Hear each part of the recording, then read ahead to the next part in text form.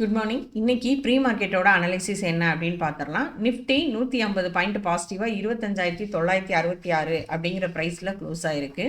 Nifty இப்போ வரைக்கும் 150 point பாசிட்டிவாக ட்ரேட் ஆகிட்டு இருக்கு. இது நம்ம மார்க்கெட்டில் எப்படி இம்பாக்ட் ஆகும் அப்படின்னா, ஒரு கேப் அப் ஓப்பனிங் தான் இருக்கும். 26,040க்கு மேலே மார்க்கெட் ஓப்பன் ஆகுது அப்படின்னா நெக்ஸ்ட் ரெசிஸ்டன்ஸ் அப்படின்னு பார்த்தீங்கன்னா 26,100 இருக்கும். சப்போர்ட் அப்படின்னு பார்த்தீங்கன்னா 25,900 இருக்கும். இந்த ரேஞ்சுக்குள்ள தான் மார்க்கெட் மூவ் ஆகுறதுக்கு வாய்ப்பு அதிகமாக இருக்கு. ஏன் அப்படின்னா இயர் எண்டா இருக்குது. அது மட்டும் இல்லாமல் மந்த்லி எக்ஸ்பைரி நெக்ஸ்ட் வீக் இருக்கு. ஸோ மார்க்கெட் வந்து ஒரு அப்சைடு ரேஞ்ச் பவுண்ட் மார்க்கெட்டாக இருக்கிறதுக்கு தான் அதிகமாக வாய்ப்பு இருக்கு. இன்ட்ராடே ட்ரேடர்ஸ் இந்த சப்போர்ட் அண்ட் ரெசிஸ்டன்ஸ் லெவலை மார்க் பண்ணிக்கோங்க.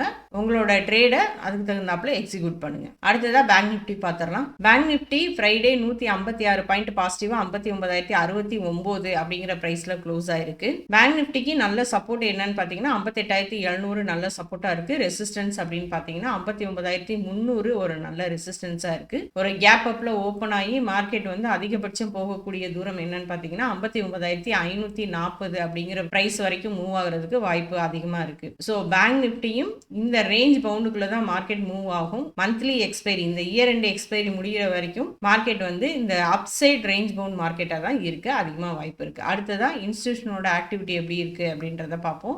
FIS ஃப்ரைடே 1,800 கோடிக்கு பை பண்ணியிருக்காங்க. DIS 5,700 கோடிக்கு பை பண்ணியிருக்காங்க.